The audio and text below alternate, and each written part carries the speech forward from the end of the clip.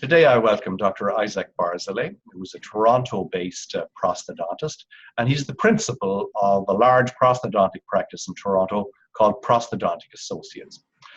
Isaac, what are you going to talk to us about today? Well, John, I'm going to talk about single implants and single implant occlusion. It's something that I deal with all the time, and it's something that I'm called on to correct many times. And I just think it's a topic that most people need to hear about. And why is it such a hot topic in your mind? Well, you know, implant dentistry is such a big thing now in the specialty as well as in the general practice, and everyone seems to be doing it. And many of us do it really well. And it's great when we first place our restorations, but we have to understand that these restorations need maintenance, and maintenance is a big deal. And somehow that maintenance education and that maintenance effect seems to drop, and we don't pay as much attention to it as we should. And then we run into problems. So I get called on to fix some of these problems, and I just think, you know what, maybe we should just talk about it. I believe you've got a slideshow in which you're going to walk us through some of the issues and how to fix them. I believe so, and I hope you enjoy it. Okay, so John, I want to present here my thoughts on implant occlusion. And these are, I'm starting off with this picture here just because this is a great picture that shows the difference between implants and natural teeth. What it shows is, in fact, it shows how a natural tooth is connected to bone by a ligament, whereas an implant is connected to bone by way of a bone connection. And really, when it comes to the difference between the two, this is the main difference. And I actually show this particular picture to my patients because I want them to understand that implants and teeth are in fact different. And the occlusion on implants and teeth are in fact different. And it is because of this different connection that a tooth is allowed to move slightly and an implant is not. So a tooth itself is able to move approximately 100 microns in a vertical direction or in a horizontal direction when the periodontium is in fact healthy. If your periodontium is not healthy, in fact, that tooth moves more. The implant, however, does not move. It is firmly fixed in bone. If anything, the bone can compress a little bit, maybe in the order of 10 microns, but for all intents and purposes, that amount of compression is negligible. But if you have a lot of movement and a lot of compression, that's surely going to damage the bone over time. Well, if you have a lot of movement in teeth, it damages bone. And if you have a movement with an implant, in fact, that implant has not fused to the bone, it's not integrated, and in fact, it's a failure. So we want implants to be completely fixed in bone. That's what we're looking for. And because of that fixation, when it comes to occlusion in the mouth, we have to make sure that the occlusion on an implant takes into account this differential movement. So an implant crown, in fact, needs to be out of occlusion by at least 100 microns in a healthy dentition.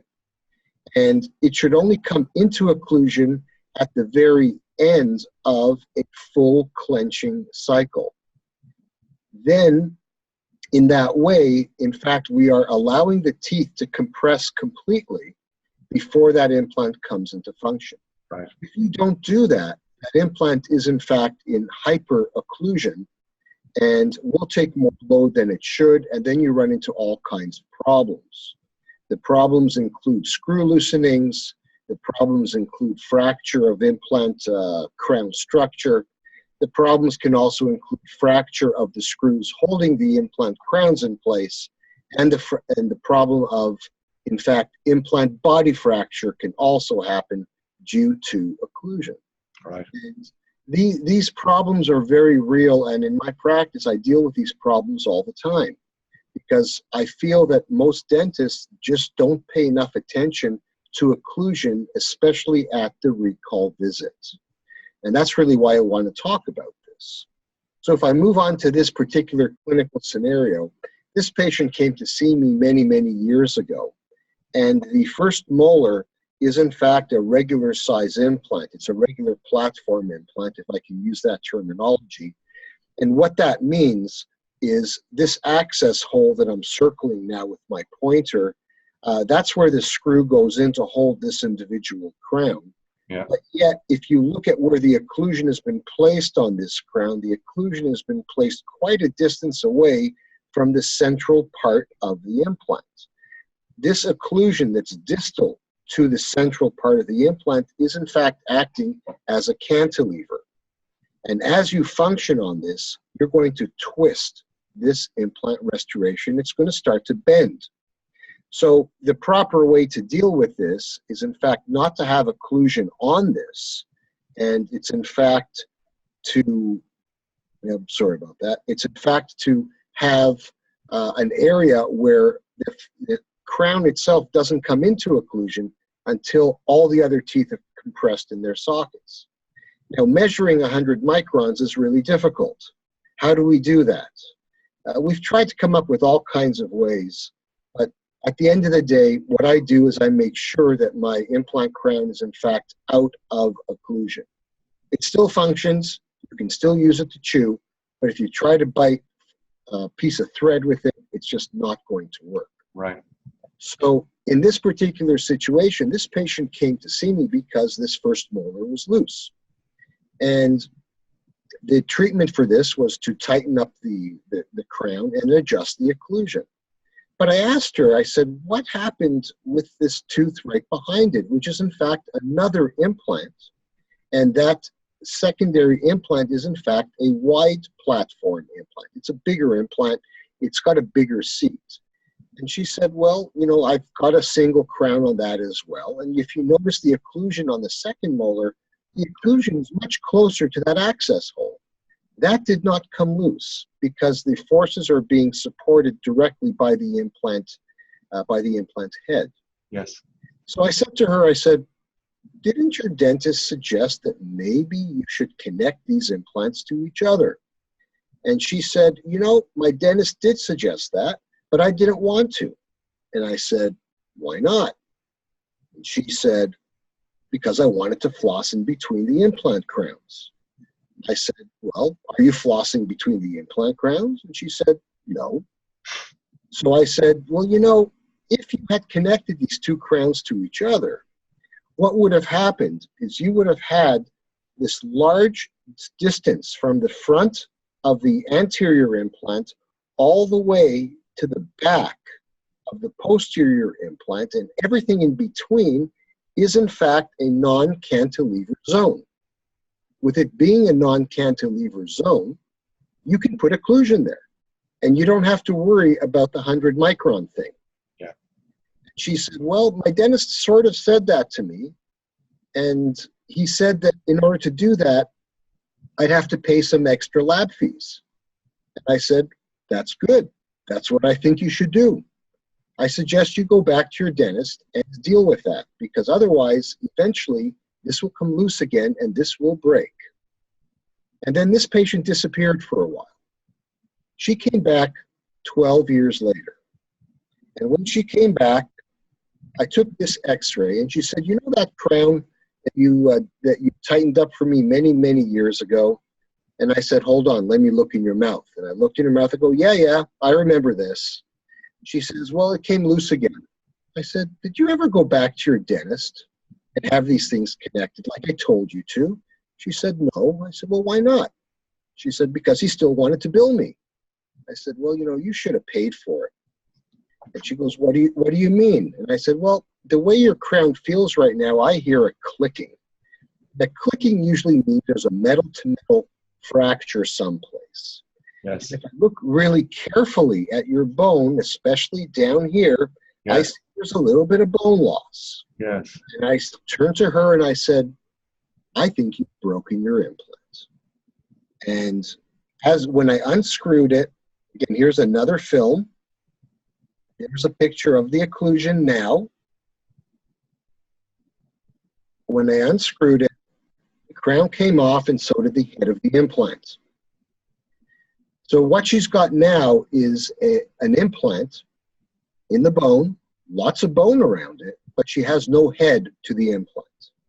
Had these things been connected to each other, this would have been a much stronger situation, and this would not have happened. Right.